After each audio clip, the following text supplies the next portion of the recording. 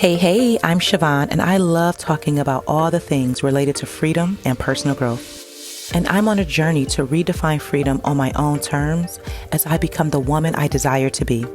Each week, I'll share in real time what I'm learning as I do my inner work while creating a safe space for my listeners to feel seen. If you desire to be free and live a life that feels good to you, then you're in the right place for beautiful conversations that's going to support you on your journey to freedom. Welcome to the Siobhan J. Middleton podcast. Now let's start the show. Hey, welcome back to another episode of my podcast. I'm your host, Siobhan, where I am going to share in real time my process on what it looks like to redefine freedom on your own terms. This week, I want to talk about protecting your energy. I had the idea for this episode yesterday, and then when I started flushing out my notes, I was like, have I done an episode about protecting your energy before? And I'm sure I mentioned it, but as I was scrolling through my catalog, I didn't see like a title. So I'm like, all right, we're going to roll with it. I am an optimistic person. I'm naturally positive. I even took the Strength Finders assessment some years ago, and positivity was my number one strength. I have a really great personality, really good energy. I'm fun to be around. I'm intelligent. I'm really dope, y'all. I know this. And also, I believe many people gravitate towards me for those very reasons I just mentioned. People generally enjoy being in my presence. And what I am learning on an even deeper level than before, that I cannot be around everyone. I am an extrovert. I'm a people person. I enjoy talking to people, having really thought-provoking conversations, and just my vibe and energy, it naturally just draws people in. And what I'm learning is that I do have to remember to protect my energy, because everyone's intentions are not good. And also, everyone is not meant to be around me. And I am not meant to be around everyone. And what I'm also noticing is that someone can show up in my life one way, and I have to be attuned and pay attention to when something feels off. 100% of the time, my intuition will tell me. Now, do I listen all the time? That's a different conversation. But I normally can know or feel when something is off. And I believe we all have that. But sometimes we choose to ignore it for whatever reason. So recently I had a situation that happened with an acquaintance. And there were several signs, I would say, when I just had a weird feeling, like something felt off about this person, but I couldn't quite put my finger on it. And so I would ignore those little signs, like, I would just ignore it. And a boundary was crossed. And because a boundary was crossed, I was like, oh, wait a minute, pause, pay attention. What is happening? And then I was able to go back and see that there were several instances where my intuition was telling me like, hey, look out for this, or hey, watch this, and I ignored it. Thankfully, this connection was fairly new, and it was a low stake, so it wasn't like a friendship that I had where we had been friends for so many years. It was, fairly new, and so with that being said, I was able to take action and protect myself, set a boundary, and move accordingly. I also saw something similar in a dating relationship that I had last year. And what I noticed is that this person was enjoying my energy, and being around me made them feel very good. And what I noticed over time, just by starting to pay attention to these signs, that we were not an energetic match. And when I noticed that, I was like, oh, wait a minute. Oh, and I have to say something. And I did address it. And then I was able to move accordingly. The beautiful thing about both of these scenarios is that if I look back at other relationships, whether it was my marriage or friendships, I stayed in those relationships for a very long time. And I would experience many things, and I didn't do anything until it got too intense for me where I had to make a choice to protect myself. I am in a new space where I'm navigating life in a very different way than I've ever had before. And with that being said, I have to protect my energy at all costs. Like, I have to take care of myself. What I've learned when it comes to protecting my energy is that when something feels off, lean into that feeling the first time. Do not wait until things get to be a lot where the cost is way higher, right? So again, with both of the relationships that I just shared, they were very low risk. They were low stakes.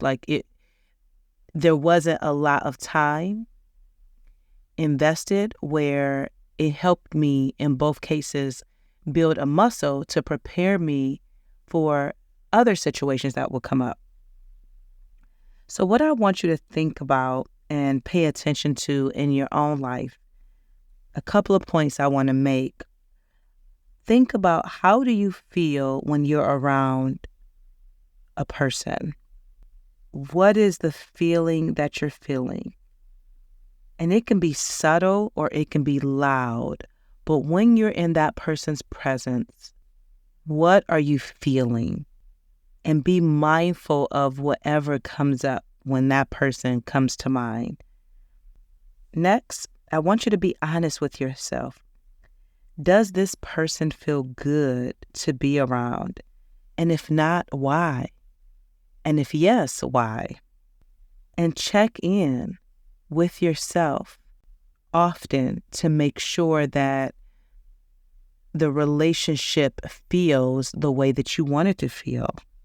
I know for me, like I was mentioning, I stayed in relationships and friendships past their due date. So I'm learning what to do when something doesn't feel good.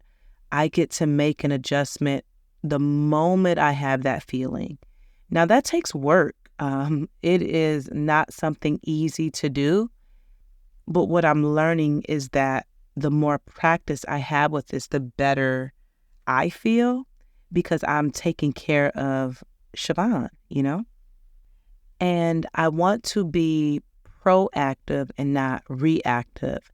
And when I think about other relationships that I've been in, I was typically reacting in an emotional way based on what has happened, versus if I'm proactive, then I can take care of myself and make decisions from a healthy mindset and not reacting because I'm in pain or because I'm angry or I'm sad or upset or something like that.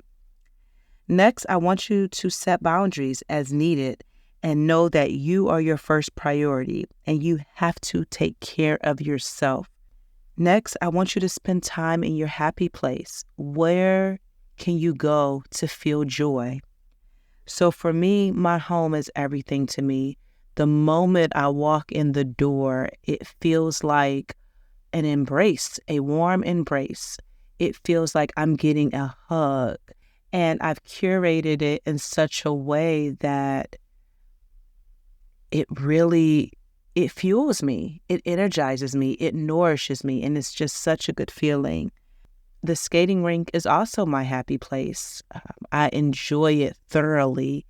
Just the energy, the people, the music, like all of it just feels so good.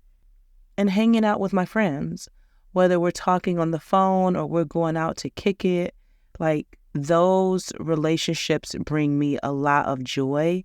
And so I tend to spend time with the things that light me up inside.